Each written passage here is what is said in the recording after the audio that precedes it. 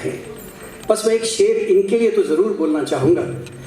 सदियाँ बीत जाती है, युग बदल जाते हैं, सदियाँ बीत जाती है, युग बदल जाते हैं, कितने ही आते हैं, कितने ही जाते हैं, पर नाम होते हैं अमर उनके, पर नाम होते हैं अमर उनके, जो कर्मों से अपने कोई मिसाल कायम कर जाते हैं।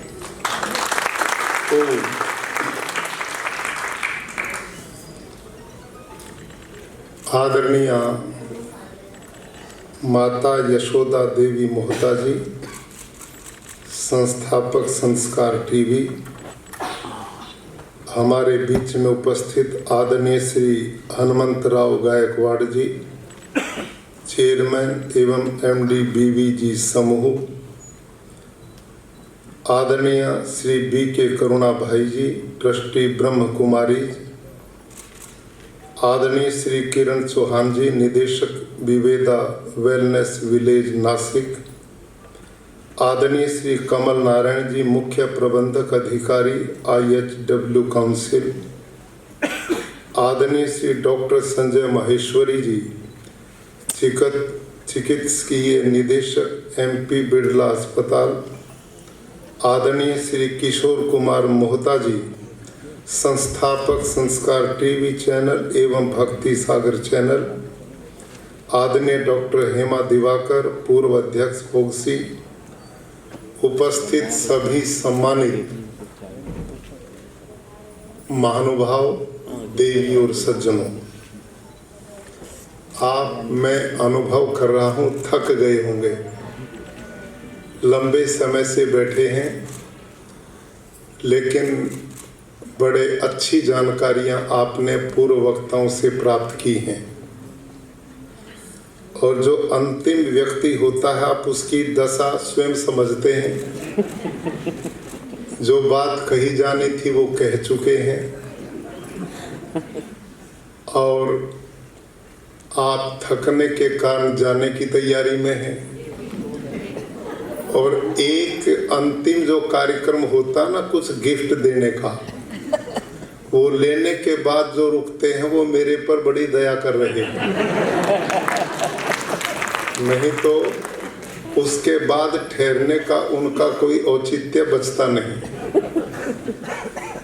भाइयों और बहनों, मुझे बहुत प्रसन्नता है, मैं दिलीप काबरा जी से बड़ा पुराना परिचित हूँ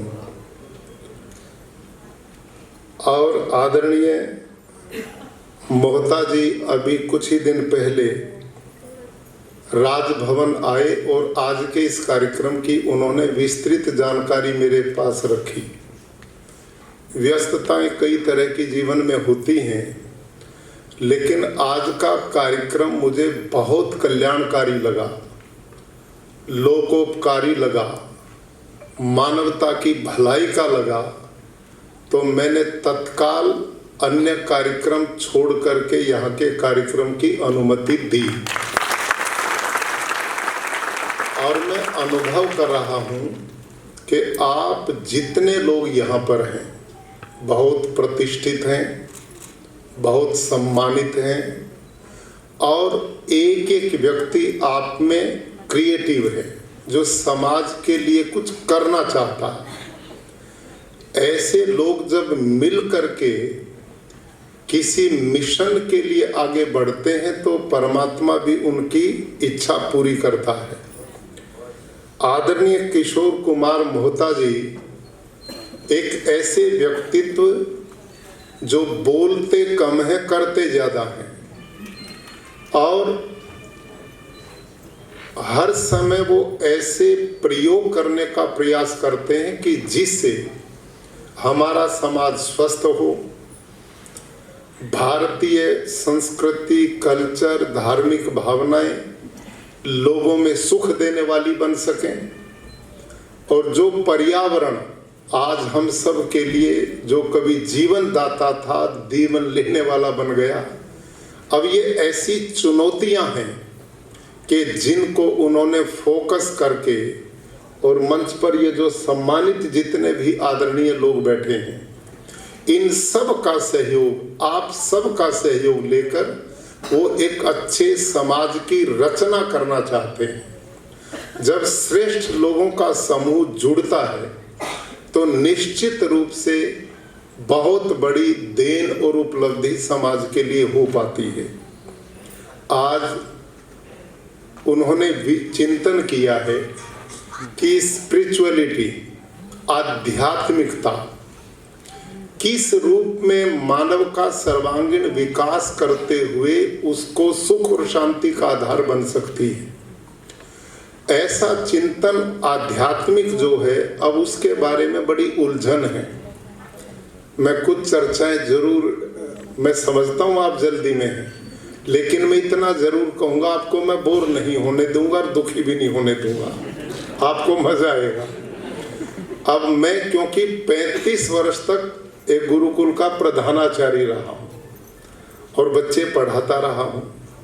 अब मेरी क्लास में चुप नहीं बैठना है, प्रश्नोत्तर करोगे क्या नहीं, हाया नाम उत्तर दोगे क्या नहीं।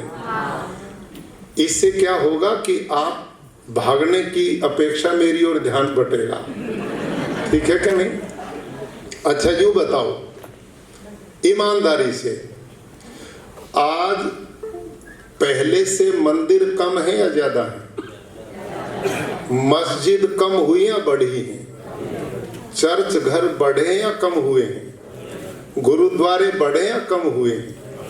धार्मिक गुरु उपदेष्टा कम हुए हैं, ज्यादा व्याख्याता हो गए हैं? हो गए ना, बहुत अच्छा। अब मैं एक प्रश्न अपना आपसे समाधान चाहता हूं। भूख लगती है तो उसके निदान का तरीका भोजन लेना है, और भोजन करने के बाद भूख मिटनी चाहिए कि नहीं मिटनी चाहिए? और प्यास लगने के बाद पानी पिए तो प्यास बुझनी चाहिए कि नहीं बुझनी चाहिए? बोलो भाई, विद्यार्थी लोगों बोलो। भूख लगी है तो भोजन से भूख मिटती है, प्यास लगती है तो पानी से प्यास बुझती है। जब ये इतने धर्म कर्म इतने हम कर रहे हैं तो इसके होने के बाद सुख, शांति, आनंद, संतोष बढ़ना चाहिए कि नहीं बढ़ना चाहिए? लेकिन बढ़ा है या घटा है?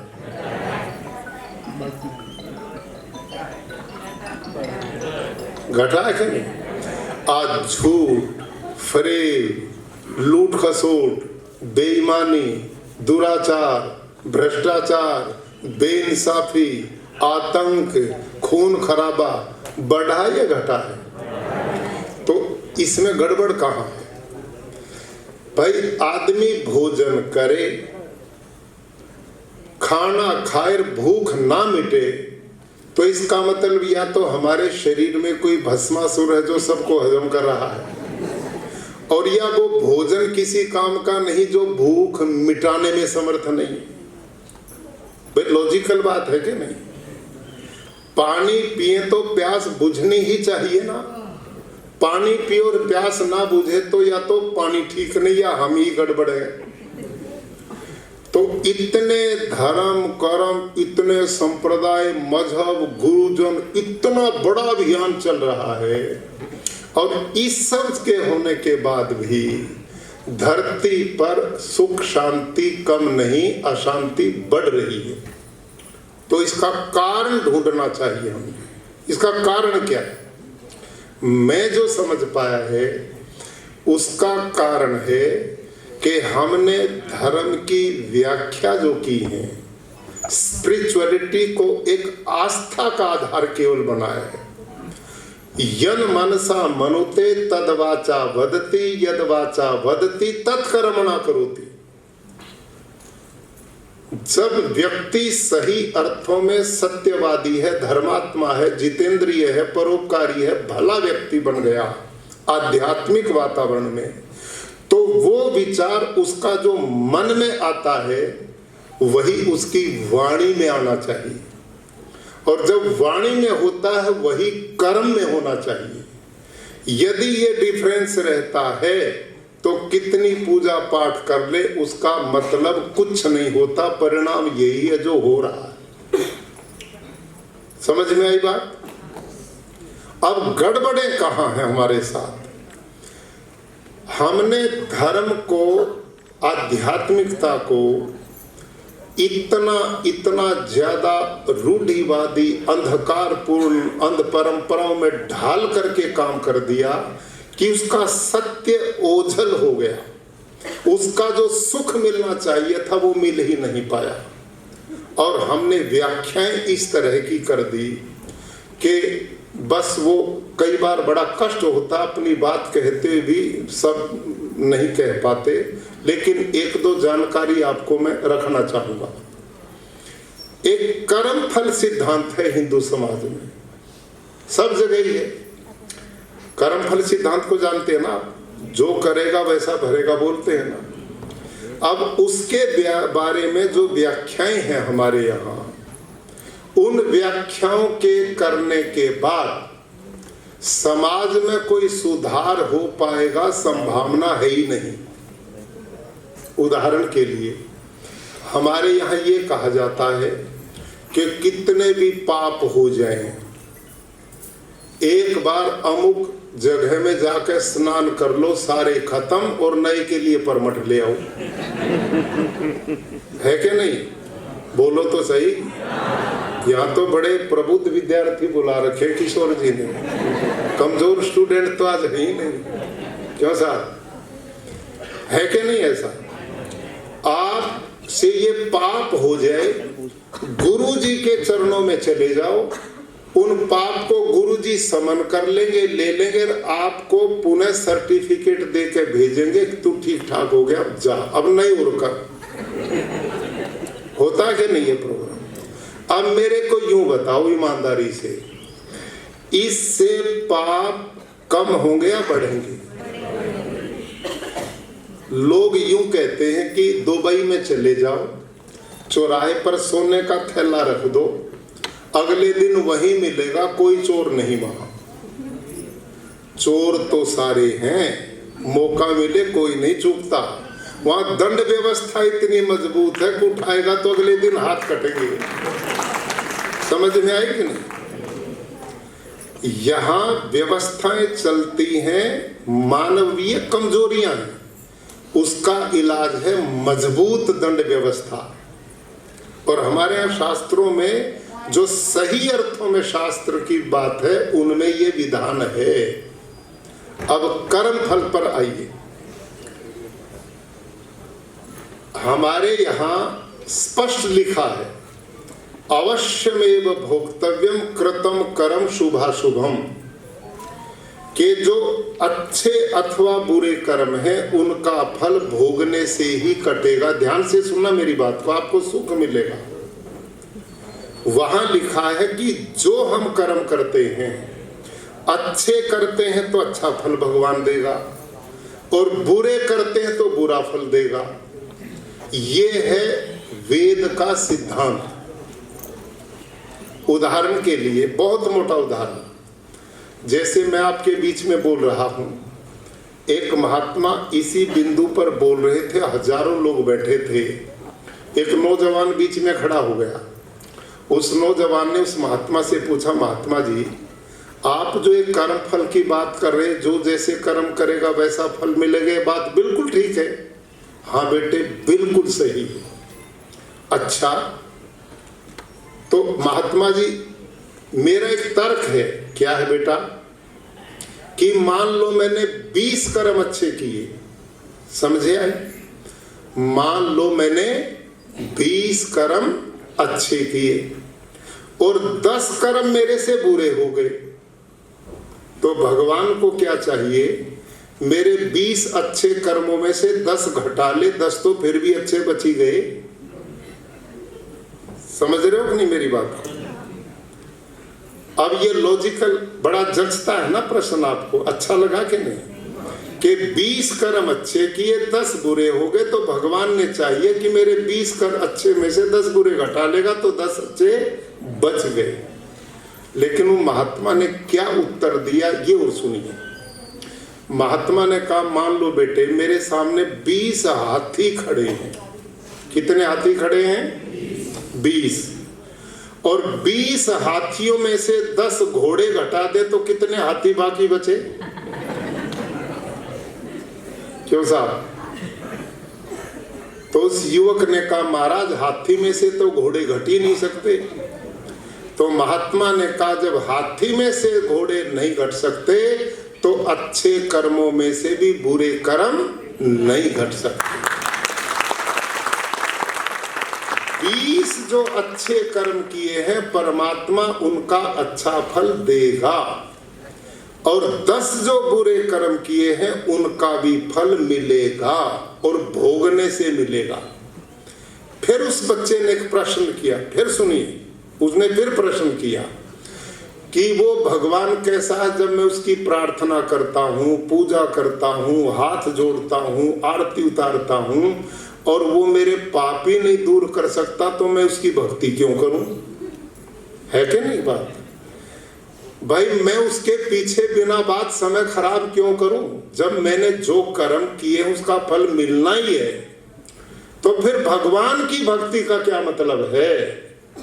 तो वहां महर्षि पतंजलि उत्तर देते हैं, भगवान की भक्ति क्यों करें? हेयम दुखम अनागतम। इसका मतलब क्या है कि आने वाले दुख से बचने के लिए ईश्वर की भक्ति करना जरूरी है। जब हम ईश्वर की भक्ति करेंगे, उसके गुण का स्मरण करेंगे, वो सर्वशक्तिमान है, दयालु है, अजन्मा है, नित्य है, पवित्र है और सबके कर्मों का दाता है, वो उसकी उपासना करेंगे तो बुरे काम नहीं करेंगे, और बुरे काम नहीं करेंगे तो बुरा फल भी नहीं मिलेगा। इसलिए भगवान की भक्ति करना जरूरी है। इसलिए भगवान की भक्ति करना जरूरी है। समझ में आई कि नहीं? ये थे भारतीय वेदों के मूल सिद्धांत। अब इससे क्या होगा? अब हो क्या रहा है? एक व्यक्ति अपराध करता है, आतंक मचाता है, हत्याएं करता है, बलात्कार करता है, दुराचार करता है, और उसको ये बता दिया जाए कि अमुक जगह स्नान कराओ तो सारे कट जाएंगे, तो इन पाप से कैसे बचेगा? इनसे दूर कैसे हटेगा? ये कमजोर रास्तों के लिए उपनिषदों में एक बात लिखा है, प्लवा हेते अदृढ़ा यज्ञ रूपा। ये ऐसा ही मानो लोकोक्ति में जैसे बिल्ली को देखकर कबूतर आंखें बंद कर ले। पाप तो भोगने से ही कटेंगे। ये जो लोगों ने बीच में दुकानें बना ली धर्म के नाम पर, इससे धरती पर पाप बढ़ने के अवसर हो रहे हैं। इसलिए इतना धर्म कर्म होने के बाद, इतनी पूजा पाठ के बाद, इतने गुरुजियों के उपदेश के बाद धरती पर परिणाम तो मिलना चाहिए कि नहीं मिलना चाहिए? ये इसलिए नहीं मिल रहा कि कर्म फल व्यवस्था वेदों की हम भूल गए, और इसमें कई हुंडियां लिखने की परंपराएं हैं, कहीं पर गुरुजी बन के बीच में बिचौलिया भगवान का बन के हम ये काम करवा देंगे। ये सिद्धांतों से बाहर आना चाहिए। आज की जो युवा पीढ़ी है, मुझे बहुत अच्छा लगा किशोर जी का चिंतन कि आज युवा पीढ़ी पढ़ी लिखी है, वो साइंस पढ़ा उन्होंने, विज्ञान की कसौटी पर जो चीज है वैसी हमने आगे प्रस्तुत करनी चाहिए। और हमारे वेद, हमारे दर्शन शास्त्र, हमारी उपनिषदें, ब्रह्म सूत्र, गृह्य सूत्र, वो जो ग्रंथ है शतपथ ब्राह्मण जैसे ग्रंथ, वो है शुद्ध ऋषियों की रचना। उसके बाद जितना उल जुलूल प्रचार चला है, उससे इतना अंधविश्वास और पाखंड जो साइंस की कसौटी पर खरा उतरता नहीं, युवा पीढ़ी उसको स्वीकार नहीं करती, अपितु विधर्म की ओर जा करके उनको दूर होती जा रही। तो मैं चाहूंगा कि इनका ये चिंतन, जो स्पिरिचुअलिटी, सही अर्थों में आध्यात्मिकता, वो आध्यात्मिकता जो ईश्वर के स्वरूप को सत्य बता सके, आत्मा और शरीर और भगवान के अंतर को समझा सके, और जीवन के परम उद्देश्य की प्राप्ति कर सके। सांख्य एक शास्त्र है, उसमें लिखा संघात प्रार्थत्वात्, इसका मतलब क्या है कि हे मनुष्यों, इस दुनिया में जड़ अथवा चेतन एक भी वस्तु ऐसी नहीं जो किसी अन्य उद्देश्य के लिए ना हो। ध्यान करो, इस संसार में जड़ अथवा चेतन एक भी वस्तु ऐसी नहीं जो किसी अन्य उद्देश्य के लिए ना हो। उदाहरण के लिए ये माइक है ना मेरे सामने, ये उस माइक के लिए नहीं है, ये मेरे बोलने के लिए है। आप जिन कुर्सियों पर बैठे हो ना, ये कुर्सी बराबर वाली कुर्सी के लिए नहीं, आपके लिए है। ये भवन दूसरे भवन के लिए नहीं, हमारी छाया के लिए है। भोजन भोजन के लिए नहीं, हमारे खाने के लिए है। बिस्तर बिस्तर के लिए नहीं, हमारे सोने के लिए है। पुस्तक पुस्तक के लिए नहीं, हमारे पढ़ने के लिए है। एकांत में कभी बैठो ना, विचार करना, एक भी वस्तु बिना किसी दूसरे उद्देश्य के, अन्य उद्देश्य के लिए है ही नहीं। जब दुनिया की जड़ चेतन वस्तु किसी अन्य उद्देश्य के बिना नहीं है, तो ये जो 5-6 फीट का शरीर हमें मिला है, इसका भी तो कोई उद्देश्य होगा, या eat drink and B Mary के लिए ही। इस जीवन का उद्देश्य क्या है? धर्म अर्थ काम करते हुए ईश्वर की प्राप्ति करना, ये है परम उद्देश्य जीवन का, जो हमारे शास्त्रों ने पुरुषार्थ चतुर्थ है बताया। और ये बहुत लंबा एक अध्यात्म है, इतना समय है नहीं, इसको मैं यही समाप्त करता हूं। दूसरा विषय आपका है स्वास्थ्य। आज तो बड़े बड़े डॉक्टर्स हमारे बीच में आए, और हमारे हनुमंत भाई राव जी को मैं बधाई देता हूं कि जो आयुर्वेद पर इतना 200 करोड़ रुपया लगाकर इन्होंने शोध किया और अनेक लोगों को नया जीवन दिया है।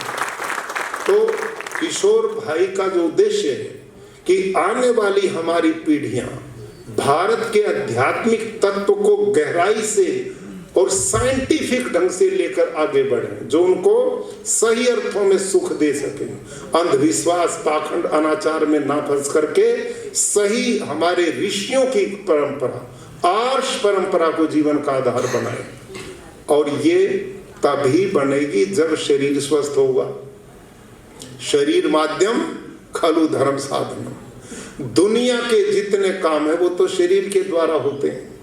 और हम जितने यहाँ पर बैठे हैं ना, हम देखें, हम भाई बंधु चाचा ताया भाई फूफा चाची ताई जितने भी रिश्ते हैं तभी तक तो है जब तक ये शरीर है। जिस दिन शरीर छूटा उसी दिन रिश्ते समाप्त। अब ये दुनिया कितनी अच्छी इसका कोई माना नहीं, धन कितना है इसका कोई मतलब नहीं। जो भी कुछ इस दुनिया में है वो हमारे शरीर के साथ जुड़ा हुआ है। इसलिए आयुर्वेद का आचार्य लिखता है, धर्म अर्थ काम मोक्षाणाम आरोग्य मूलम उत्तम, कि जो व्यक्ति मानव देह को प्राप्त करके धर्म अर्थ काम करते हुए मोक्ष की प्राप्ति करना चाहता है, उसके लिए पहला नियम है शरीर का स्वस्थ होना। शरीर का स्वस्थ होना। आप भगवान की भक्ति में बैठते हैं, कभी घुटने में दर्द हो गया, कभी कमर में दर्द हो गया, कभी सिर में दर्द होगा, काहे की भक्ति होगी जी? हम बीमार हैं, कब घर का काम करेंगे, कब दूसरे को सुख देंगे? आयुर्वेद में बीमार आदमी को पापी की संज्ञा दी है। वो एक बीमार होता पूरे परिवार को दुखी करता है, रिश्तेदार भी परेशान होते हैं। एक कैंसर रोगी हो जाता सारा परिवार उजड़ जाता है। कितना बड़ा संकट है। तो इसके लिए हमारे पूर्व लोगों ने बड़े अच्छे सुझाव दिए हैं। भारतीय ऋषियों का जो जीवन दर्शन था उसमें तो आयुर्वेद कहते हैं जहां शरीर होगा रोग होंगे, ये तो स्वाभाविक है, लेकिन उन्होंने इसके निदान के लिए बहुत सुव्यवस्था दी थी। पर्यावरण को स्वच्छ रखो, खान पान को शुद्ध साफ रखो, आप बचाव के रास्ते अपनाओ, योग करो, प्राणायाम करो, समय पर उठो, वो खाओ जो खाने का है, वो मत खाओ जो नहीं खाने का है। लेकिन आज हम इतने युवा पीढ़ी विशेष करके आज जंक फूड, फास्ट फूड का इतना प्रचलन हो गया। आप जैसे शहरों में तो लोग घर पे खाना ही नहीं पसंद करते, सारे होटलों में जाते हैं। है कि नहीं? प्रोग्राम ये चलता होगा आपके यहाँ। लेकिन मैं तो डर गया एक दिन बुरी तरह से। मेरा गुरुकुल चलता ओनली फॉर गर्ल्स के लिए अम्बाला में, मैं वहाँ बैठा था। वहाँ के जो चेयरमैन थे वो बड़े अनुभवी थे। उन्होंने मेरे को बताया उनके पड़ोस में 3 बहुत बड़ी बड़ी फैक्ट्री हैं। वो क्या करती हैं? कहती वो फूड बनाती, खाना बनाती और पैक करके मुंबई तक सप्लाई होता है वहां से खाना। आपके अम्बाला का बना हुआ, मेरे हरियाणा का बड़े बड़े ट्रक उन्होंने एयर कंडीशन रखे, यहाँ जाता, पूरे देश में कहते हैं सप्लाई करते हैं। मैं कहा वो टिकता कैसे? उसमें प्रिजर्व करने के लिए इतने केमिकल डाले जाते हैं, वो महीनों नहीं खराब होता। तो फिर वो जब हम होटल में जाते हैं, एक टीम आपकी गई, एक टीम मेरी गई, एक आपकी गई, और वो अलग अलग ऑर्डर प्लेस करते हैं, अलग अलग, मेरे को ये चाहिए, ये चाहिए, और वो 5-10 मिनट में सबको सबके ढंग का दे देते हैं कि नहीं? अच्छा भाई, वो हमारी बहन बेटियां जो घर में खाना बनाती, वो उनसे ज्यादा स्पीड वाले हैं क्या, जो इतने कम समय में 10 तरह के आइटम बना के दे देते हैं?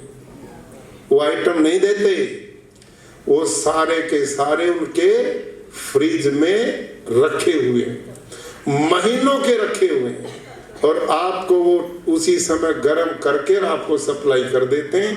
ये भोजन आजकल ले रहे, फिर स्वास्थ्य की कल्पना कहाँ करोगे? और ये भी नहीं, इससे बुरा हाल इस समय इतना यूरिया, डीएपी, पेस्टिसाइड, इंसेक्टिसाइड इतना खेतों में पड़ रहा है। मैं पूरे भारतवर्ष में माननीय प्रधानमंत्री जी के मार्गदर्शन में इसी काम पे लगा हुआ हूं, नेचुरल फार्मिंग के लिए। हिमाचल प्रदेश में मैं 4 साल गवर्नर रहा, मैंने 2 लाख किसान वहां प्राकृतिक खेती से जोड़े। इस समय मैं गुजरात में हूं, गुजरात में 4.5 लाख किसान मैंने प्राकृतिक खेती से जोड़ दिए। जहर मुक्त खेती, गो आधारित प्राकृतिक कृषि। अब ये आहार मिलेगा तो लोग बचेंगे ना। आज माँ के दूध में भी पेस्टिसाइड मिल रहे हैं। ये पानी की बोतलें 20 साल पहले कोई लिए घूमता था क्या? कहीं पर भी पानी पीते थे। आज पानी पीने का छोड़ा नहीं, हवा लेने लायक रही नहीं, अन्न में जहर, सब्जियों में जहर, दूध में जहर, आपके फलों में जहर, सब जगह ये ऐसा आहार जो अंदर जाएगा, कितना ही प्राणायाम कर लो ठीक कैसे हो गए जब जहर अंदर गया। इसका मूल आधार है जड़ को पकड़ो। और जड़ क्या है? जब खेत में ही जहर नहीं पड़ेगा, जब वहीं से शुद्ध अन्न आएगा, शुद्ध दूध आएगा, शुद्ध पानी मिलेगा, शुद्ध हवा मिलेगी, शुद्ध फल साग सब्जियां मिलेंगी, तो आपके शरीर को स्वस्थ रहने का अच्छा मौका मिलेगा। तो मैं समझता हूं कि आदरणीय किशोर भाई मोहता जी जो इस महान मिशन पर लगे हैं, मैं इनको साधुवाद देता हूं, बधाई देता हूं। और आप सबको भी जो इनकी टीम में जुड़े हैं, आप इस तीनों विषयों में एक प्राकृतिक खेती को भी जोड़ लो, और उसमें मैं भी आपका सहयोग रहूंगा। आप स्वीकार करेंगे कि नहीं? खाली हवा, इस प्राकृतिक खेती से तो सारी चीज बचती है। 24% ग्लोबल वार्मिंग के लिए रासायनिक खेती जिम्मेदार है। ये पर्यावरण को सीधा नाश करती है। पानी, धरती जहरीली बन गई, पानी में जहर मिल गया, और वही हम ले रहे न चाहते हुए भी, आप सब भी, तो फिर स्वास्थ्य कैसे बनेगा? तो पर्यावरण का विषय प्राकृतिक खेती में जोड़ करके इसको भी, इस मिशन को कीजिए, और आध्यात्मिकता का मिशन देश में चले, साइंटिफिक ढंग से चले, सब लोग स्वस्थ हो। हमारा तो नारा है, सर्वे भवन्तु सुखिना, सर्वे सन्तु निरामया, सर्वे भद्राणि पश्यन्तु, माँ कश्चित् दुर्भाग् भवेत्। बहुत लंबी चर्चा हो गई, मैंने समय काफी ले लिया। आपने बड़ी कृपा मेरे ऊपर की है, दया की है, उसके लिए मैं आभारी हूँ। आप जैसे श्रोता बड़े कम उपलब्ध होते हैं, फिर मज़ा आता हूँ मैं बोलने के लिए भी।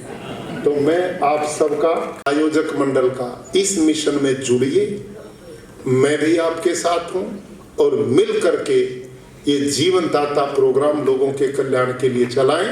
धन्यवाद। कि ऐसे प्लेटफॉर्म में आना मेरे लिए बहुत ही ऑनरेबल और ब्लेसिंग वाली बात है। इट्स अ टोटल प्रिविलेज, क्योंकि जब भी लोग कोई कहते हैं कि एक शी प्रोग्राम में आना है, मुझे हमेशा लगता है कि ये लेडीज़ एम्पावरमेंट प्रोग्राम है और मैं शामिल हो जाती हूँ, because I really want all the ladies, women, girls to be happy. और मैं ये समझती हूँ कि हम जब अपनी आवाज़ पहुँचाए लोगों तक, so you know it just creates awareness. But today the meaning of she was very different. It is spirituality, health and environment, और इन सारी चीज़ों में मुझे बहुत इंटरेस्ट है। Ladies as women's empowerment, I love to be a part of she. Then spirituality is very important today, क्योंकि हम बाकी सारी चीज़ों में बहुत ज़्यादा फोकस करते हैं, but what we really need to work at is our inner world, and that is spirituality. And उसके साथ जब हम हेल्थ की बात करते हैं, जैसे the honorary governor just said, बिना हेल्थ के नथिंग इज पॉसिबल। आप किसी का भी कुछ नहीं कर सकते अगर आप अपना ध्यान नहीं रख पाते हो। So the health is very important, but the most important thing is the integrated way of being. Environment and you are the one, we are all one. सो ये सारी चीज़ें एक ही प्लेटफॉर्म पे उसके बारे में चर्चा करना, और ये यात्रा जो आयोजित हुआ है to spread awareness, and I like to be a part of a journey and not a destination. Destination will happen when it happens, but the journey was most beautiful. Today I really got an opportunity to listen to most amazing people. The respected governor of Gujarat is an amazing human being, and so was all the doctors. And it was Kishore Motaji, the person who organized this whole event and is the driving force of spirituality and health and environment. I sincerely thank you for having me here. It's an absolute honor and a privilege. So this is my experience of today's evening. Thank you, Himanshu ji, he never forgets me, and today especially मैंने आपके साथ बहुत सारी चीज़ें की है, but today was very special because this defines me. ये सारी चीज़ें हमने जो आज बात की, she, spirituality, health, environment, holistic living, this is what I'm interested in. So thank you for having me here. Thank you. And ये एक she की तरफ से, she की तरफ से एक ये है। See, this is चलिए, हाँ, या sorry. So ये जो है, ये भी एक पूरा इसका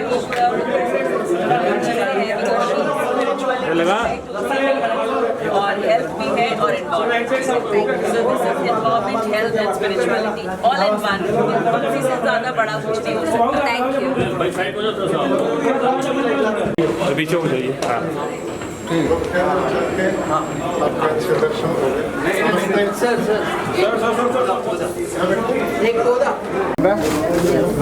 सर, आज ये जो शी लॉन्च हुआ है 300 शहर में, इसका जो मोटिव है, इसके बारे में क्या कहना चाहेंगे? She's meaning is spirituality, health and environment. Correct. And it is our mission. Our group is having this mission that we want to spread the wellness, not only in Maharashtra, not only in India, but we want to spread the message to the world that India will be the wellness capital of the world. So we want to spread naturopathy, Ayurveda, homeopathy. Means we want to spread the alternative medicine, which India is the pioneer in the alternative medicines.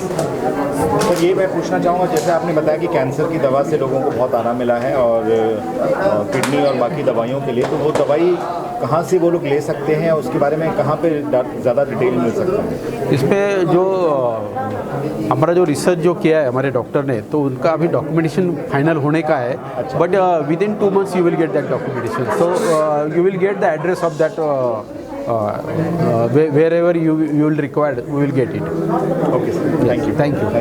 Thank you. बोलें sir, आज जो ये she launch हुआ है पूरे हिंदुस्तान में, इसके अलग अलग 300 शहरों में होने वाला है, इसके लिए क्या कहना चाहेंगे?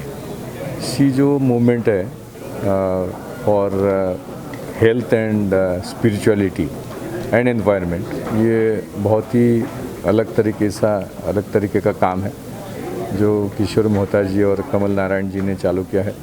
बीवीजी भी इसमें एक्टिव सपोर्ट दे रहा है जी। कि इसमें दवाई मुक्त जीवन और प्रिवेंटिव हेल्थ केयर, जो कैंसर जैसी बीमारियां बढ़ रही हैं, फैटी लीवर का प्रॉब्लम 10 में से 6 लोगों को है, किडनी फेलियर का प्रॉब्लम बहुत बढ़ गया है।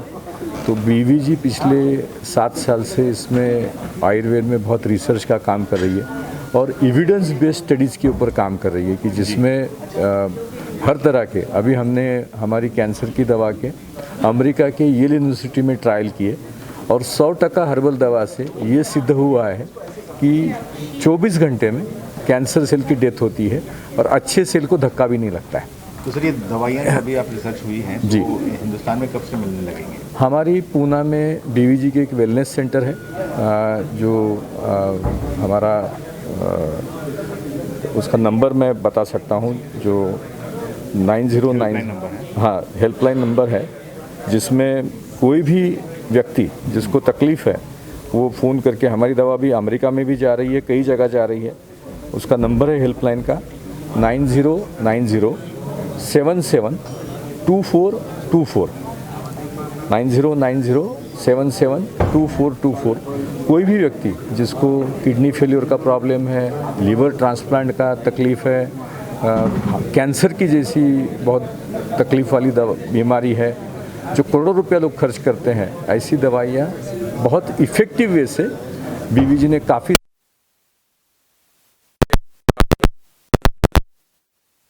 पॉपुलर हुआ है।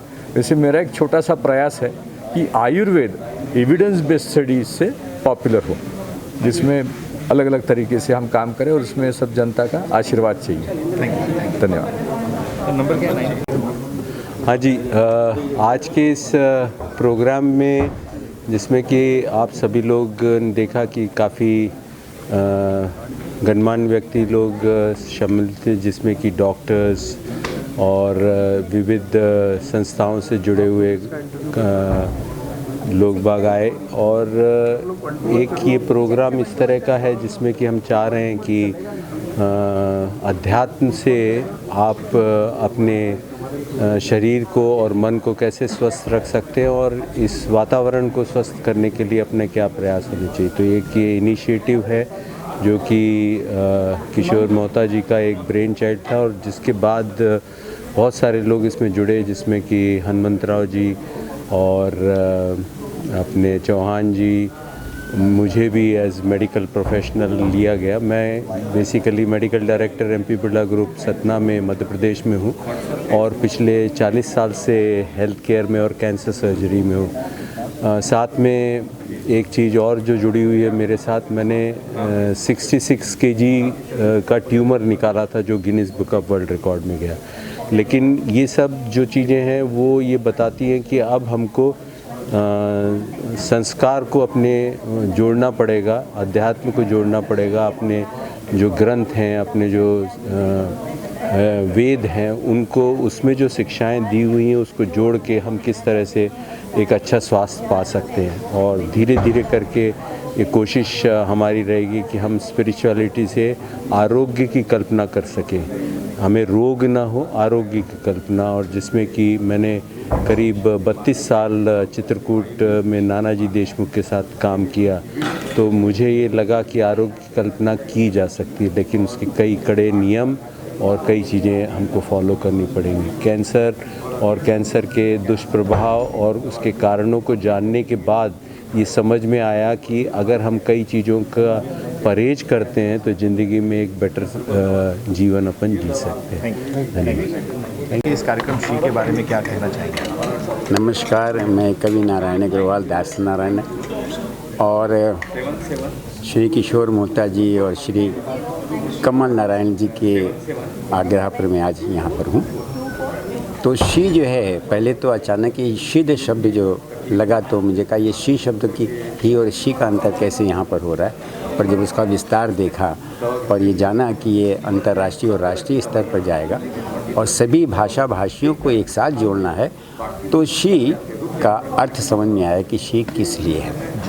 तो ये कॉन्सेप्ट तो आज के देश की आधारशिला है, इसकी आवश्यकता है।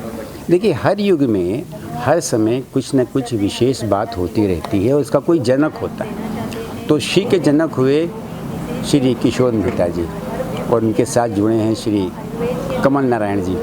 तो ये दोनों जो दाएं और बाएं कंधे मजबूत होकर के इस कार्य में अपने साथ इतने लोगों को ले करके चल रहे हैं, क्योंकि अकेला चलो रे रविन्द्रनाथ टैगोर जी से आप परिचित ही हैं। तो कोई भी एक आंदोलन, एक कार्य समाज के लिए एक ही दो व्यक्ति मिलकर के प्रारंभ करते हैं। तो ये जो कार्य शुरू हुआ है, इसके लिए मेरी बहुत बहुत शुभकामनाएं, बहुत बधाई, साधुवाद। और इससे देश का ही नहीं, देश के साथ साथ पूरे विश्व को एक संदेश जाएगा कि भारत में, हिंदुस्तान में आज के समय में जिसकी आवश्यकता है उसको इन दो बंधुओं ने प्रारंभ किया है। और इससे जन कल्याण होकर के लाखों ने करोड़ों लोगों का उद्धार होगा और भला होगा।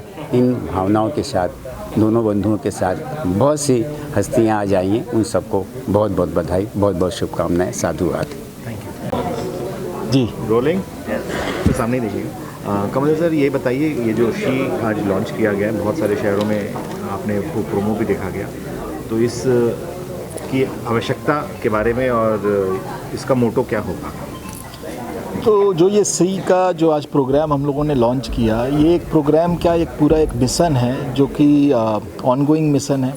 पूरे भारत में करीबन 300 शहरों में पहले हम लोग टारगेट कर रहे हैं कि वहाँ तक पहुँचेंगे। वहाँ पे महिलाओं को, जो कि परिवार और सोसाइटी की एक इम्पॉर्टेंट मुख्य बिंदु हैं, तो उनको स्वास्थ्य और पर्यावरण, ये जो सबसे बड़ी दो समस्याएं आज हमारे सामने खड़ी हैं कि लोगों का स्वास्थ्य दिन का दिन ख़राब हो रहा है, बीमारियां बढ़ रही हैं और तमाम ऐसी बीमारियों की वजह से ज़िंदगी का नुकसान हो रहा है। और ज़िंदगी का नुकसान अगर नहीं हो रहा तो लोगों की प्रोडक्टिविटी, लोगों की क्वालिटी ऑफ लाइफ कंप्रोमाइज़ हो रही है। तो स्वास्थ्य और पर्यावरण जो है स्वास्थ्य से बिल्कुल जुड़ा हुआ है। अगर पर्यावरण का स्वास्थ्य ख़राब होगा, अगर हमारे आसपास की हवा, हमारे आसपास का पानी, अगर हमारे आसपास का खान पान वो ख़राब होगा तो स्वास्थ्य ख़राब होगा। तो और इस दोनों चीज़ों को लोगों को जागरूक करने के लिए कि वो पर्यावरण का भी ध्यान दें और अपने स्वास्थ्य का, अध्यात्म या स्पिरिचुअलिटी, जो कि कोई धार्मिक समझ बूझ नहीं है, अपनी आत्मा और अपनी आप को समझने की और अपनी जो इंटरडिपेंडेंस है कि अगर इंसानों की दूसरे इंसानों पर है, आसपास के माहौल पर है, पर्यावरण पर है, इसको समझ करके साइंटिफिकली अगर हम दोनों जो है स्वास्थ्य और पर्यावरण का ध्यान रखेंगे तो एक बेहतर दुनिया और एक बेहतर ज़िंदगी, ज़्यादा प्रोडक्टिव, ज़्यादा खुशहाल ज़िंदगी बना सकेंगे। यही पर्पज़ है शी का जो मिशन है। Thank you.